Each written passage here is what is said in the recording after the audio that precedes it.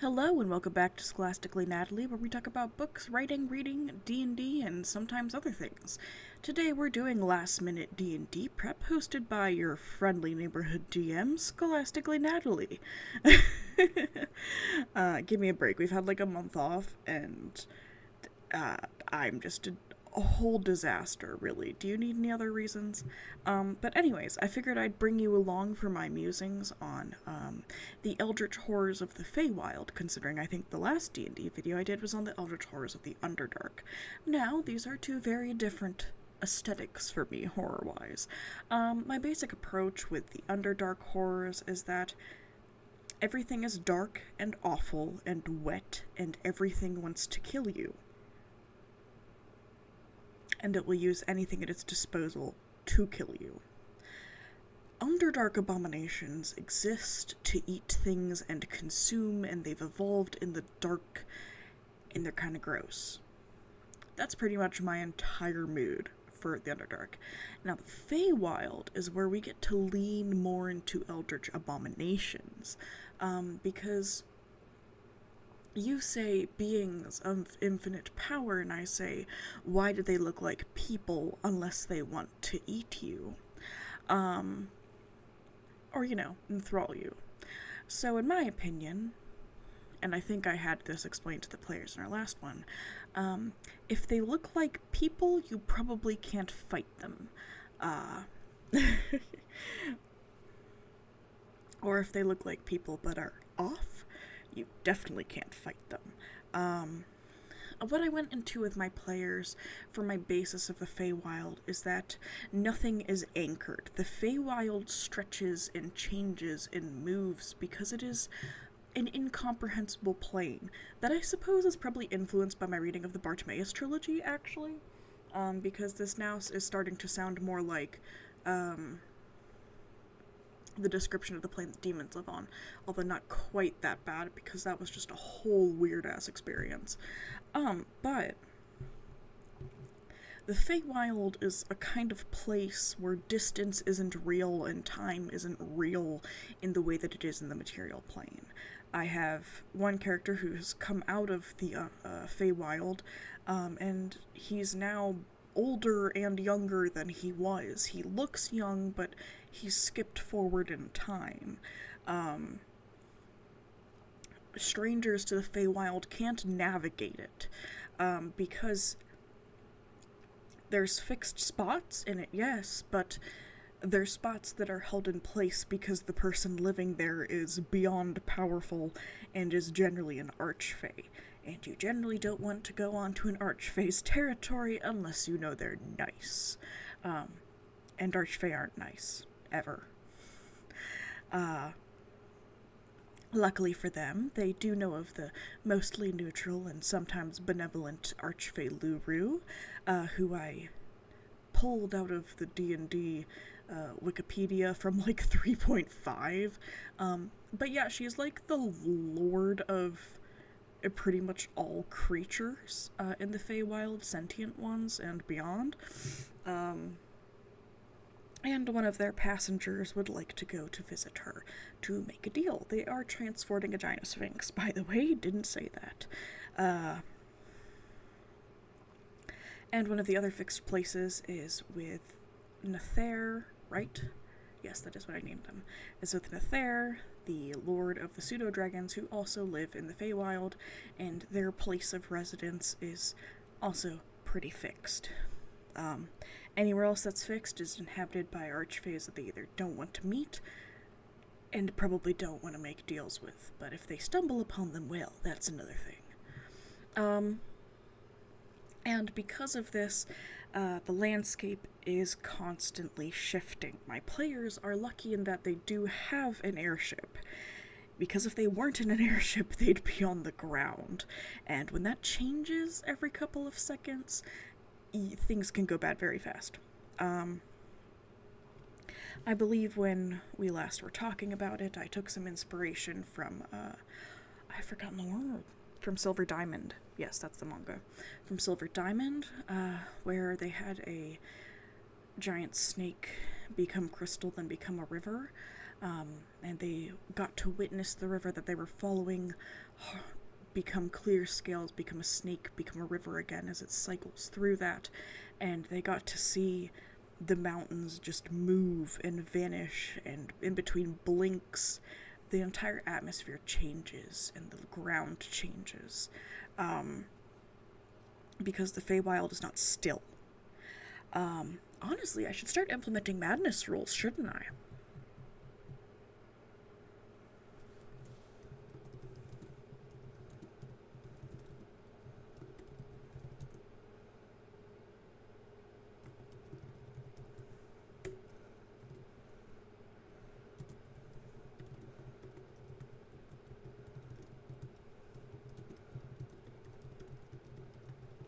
Okay, that was an excellent thought I had just explaining this.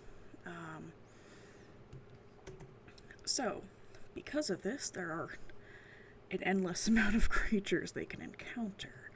And so what I am looking for are just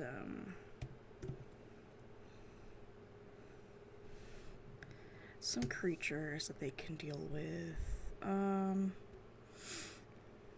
Let's see, is this like just inspo for role-playing? Yeah, no, that's not what I'm looking for. I am looking for the creatures. There you go, all critters classified as Fey. Yes, so we do have the Eladrin, but those are friendly.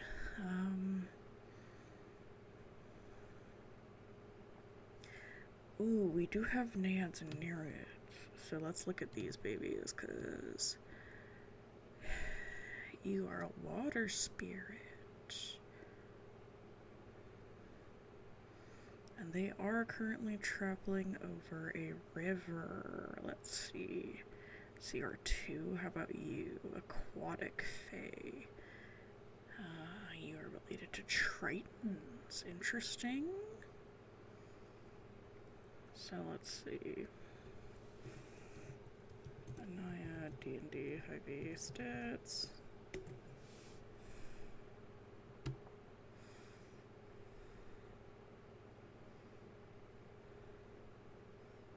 Oof. CR1. Okay, Naiad.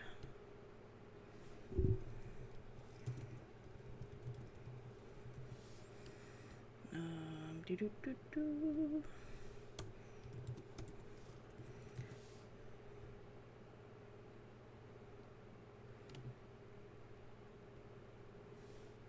Oops, well, that wasn't what I meant to do. Take me back. Okay. So we've got a Naiad. Nereid is also water fae. Oops.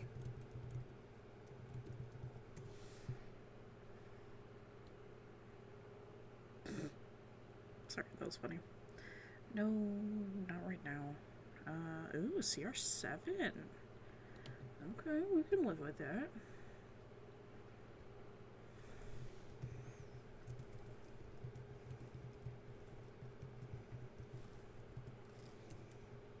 That will certainly be more of a challenge. Because guess what? We are intruding upon their land. Oh no, we need like a master water fae. Archfey D&D water. There we go, Archfey of the sea. Oh, dost thou exist? His rippling majesty, Ulorian the River King. Ulorian the River King.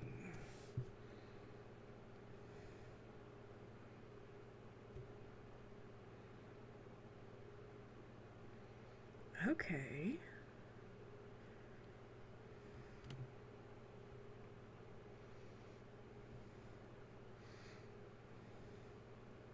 His rippling majesty, Ulorian the River King.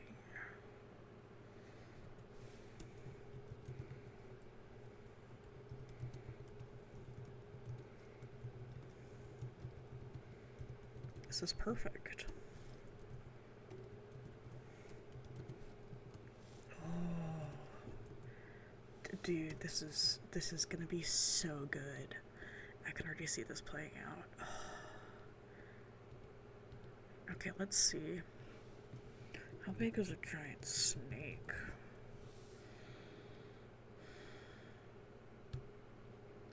Let's see, you've got huge. CR2?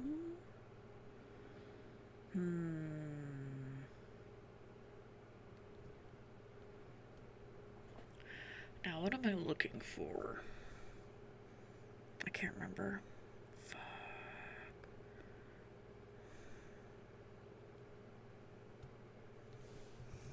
D&D homebrew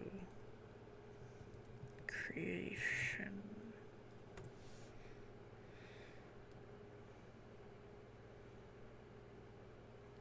There we go.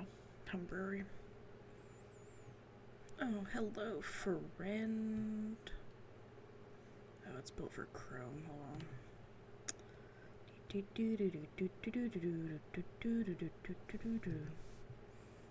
Let's go there.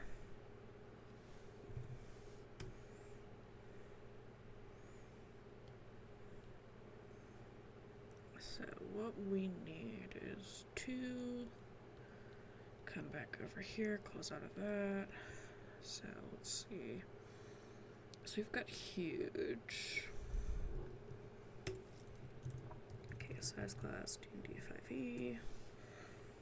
Let's see. I want them to be gargantuan, I think. So yeah, okay.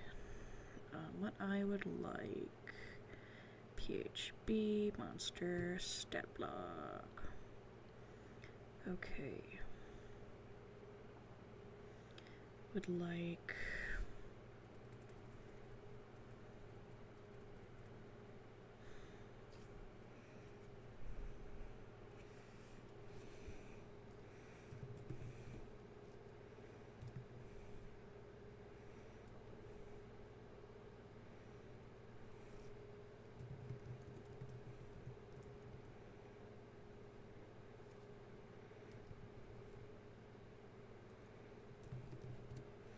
I don't have a cool name for him. Snake River. Let's go for Google Translate. Fuck, what? I'm sorry, guys, I'm swearing so much.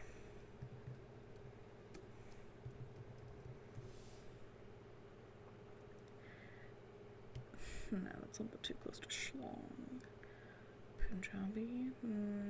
Not quite. Raoul? I like Raoul. Serpalili? I can't pronounce that. I definitely can't pronounce that. Serpentine. You can do it.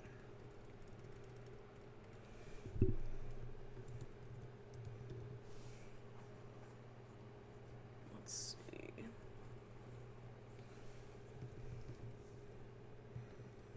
Gargantuan Fey.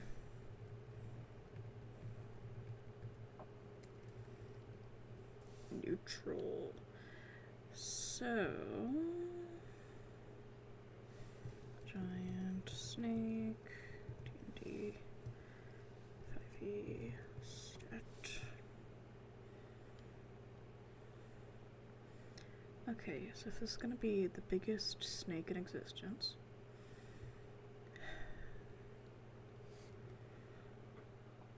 okay, so his AC is going to be good because he's a giant snake.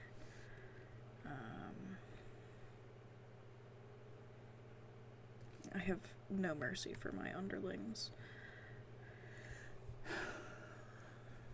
We'll prep him just in case.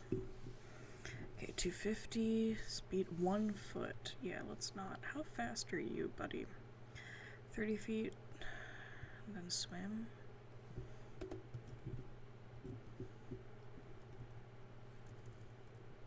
We need to bolt that. right? Bold? Nope, nope.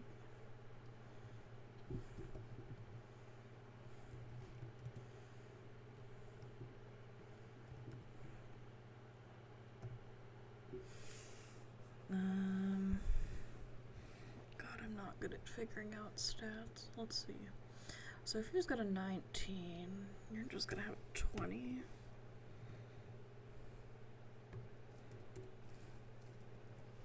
Plus 5. Dex. Let's do 11, and that's gonna be plus 1. Con is not gonna be that. 19 definitely is a giant ass snake. Intelligence.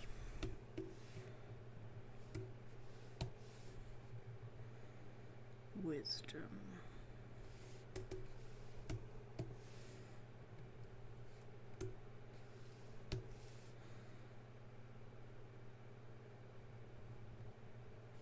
Seventeen is a plus 3, isn't it?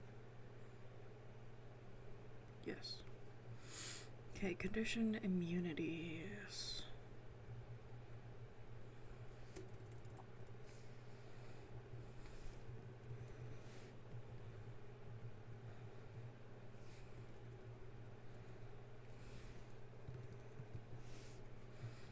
Poisoned, death. Oh god, what is the passive perception?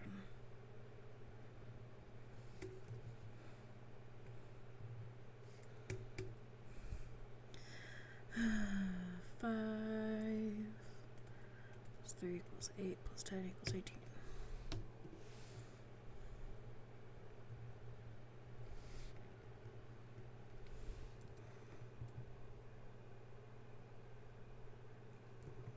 I don't think that's the right language, but I'll know what I mean.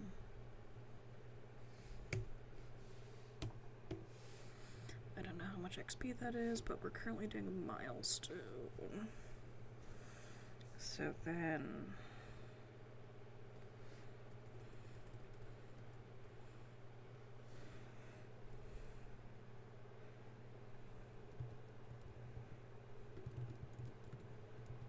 Okay, creator of rivers.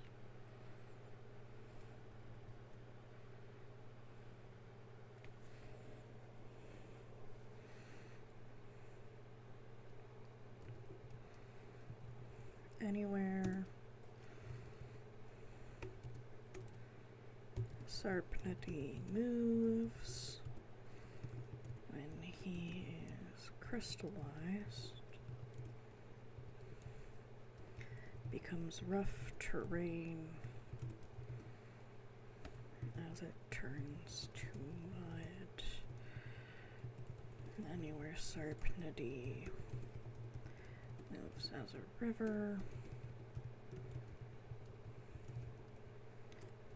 remains a river behind him, behind it.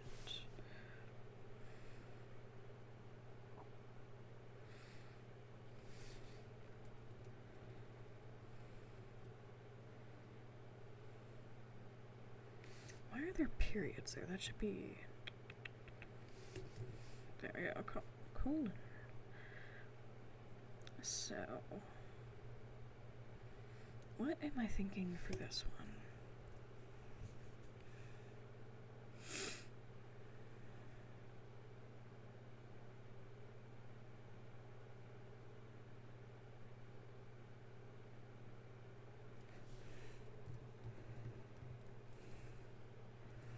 Okay, let's see, flood.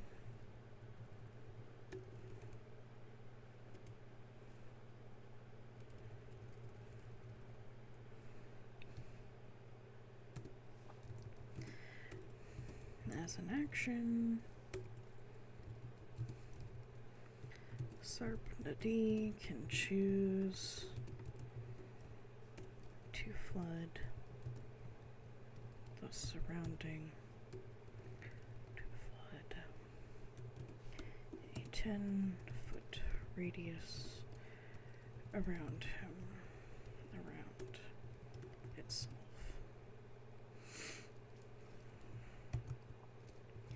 If it is a crystal, it is mud.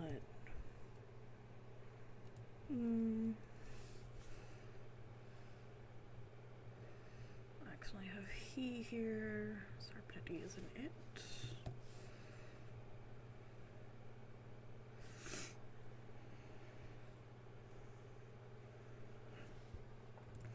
Let's see, on that turn, enemies within 10 feet.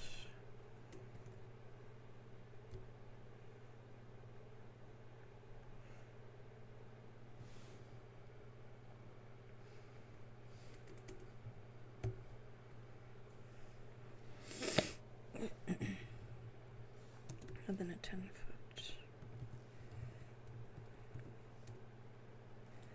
radius around the snake must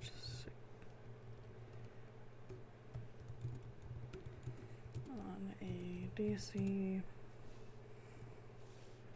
Let's go 14 and be nice.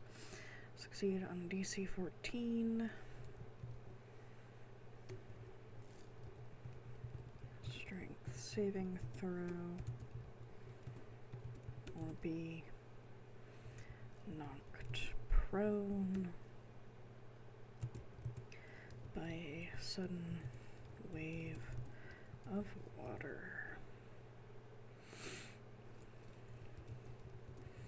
On the subsequent turns, the affected area becomes rough terrain.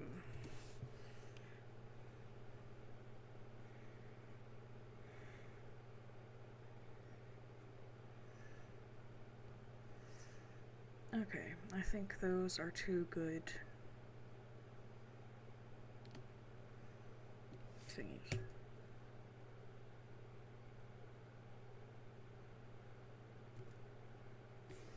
Okay, actions.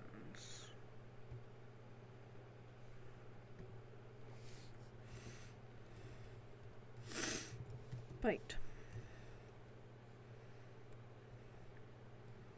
It would be a melee weapon attack, but it is using strength and he is proficient.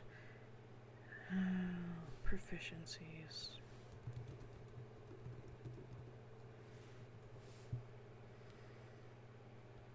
Howdy hey.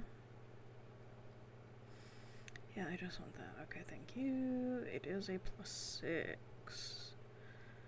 Okay. +11 to hit.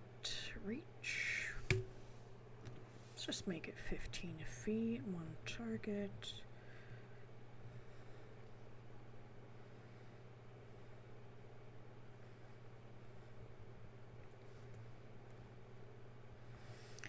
Upon hit,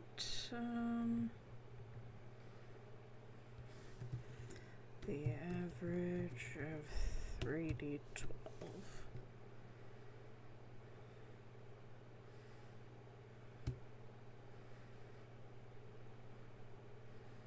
3d12, 19.5, so that would be 19.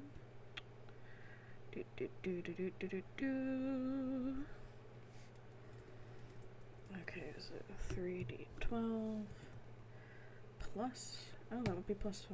So 19 plus 5 is 24. I'm not planning on them fighting this snake. I would just like to stat it. But if they do fight the snake, if they die, they die.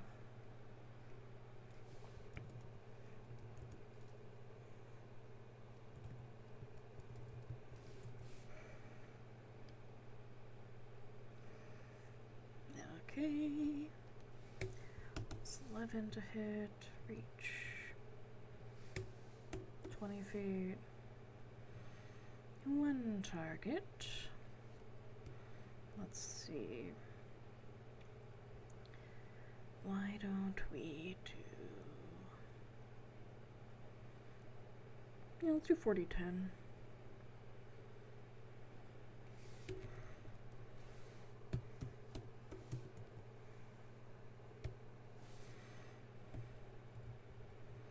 that's 22. It's 27. Then, hello to all of you at the end.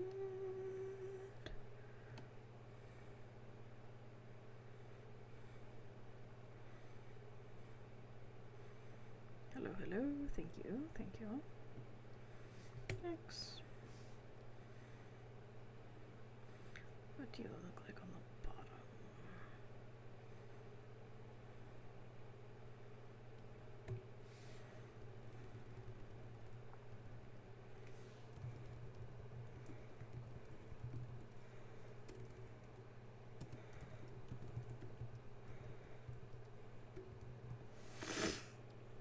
Okay, I think this is exactly what I would like. Page numbers definitely should be 1. And that is how I would like that. Then we're going to download this BB. Oh, that looks absolutely stunning. Amazing.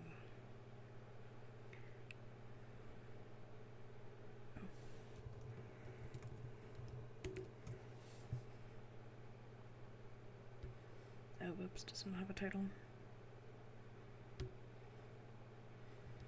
How do I give it a title? Okay, I don't remember. Okay, good job, me. We got all of that. So, Sarpanadi. Now the real question is, what CR did I just give this lovely snack? I gave you an 18. Okay.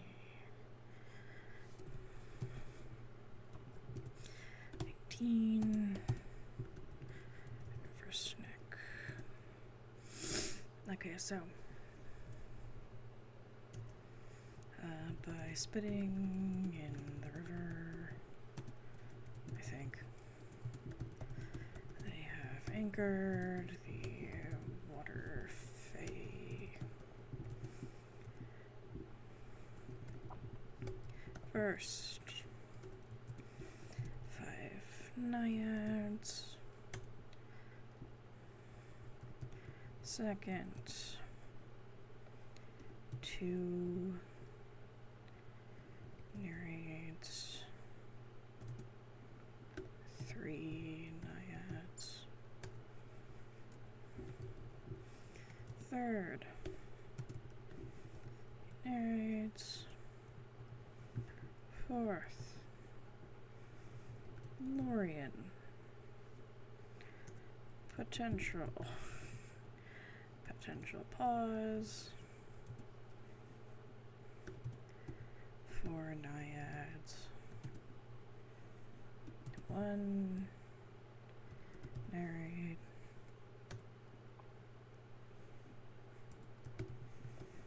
Fifth, Lorien plus Sarp Nadi. Let's see, show me your stats again, River King. How much HP? 150? Oh, Jesus. His attacks are rough. Well. Oh, that's so cool. Sorry, that. When a creature within the River King's melee stands up from prone, the River King can make a longsword attack on that creature with an advantage. Oh, that's so neat. Anyways. So then... At 100, he summons Snack.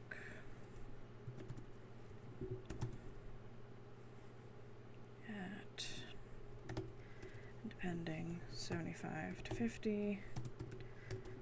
Snack abandons him. Okay, so we have a pretty good theory about how this should go. I don't remember if I had them landing anywhere yet. So depending on how tired they are, this might be deeply unpleasant for them. Hopefully they aren't too bad. But I also hope it will be lots and lots of fun. So, I do want to give them a good fight. They've missed out on a couple because they've been mostly role-playing, to be honest, which has been fun. I enjoy my players having a good time doing some self-guided interactions. I mostly have NPCs respond to them, not instigate things. I'll drop some quest hooks here and there, but I do love watching them just do their own thing, honestly. And I think that has me pretty much set for next time. I am excited to attack them.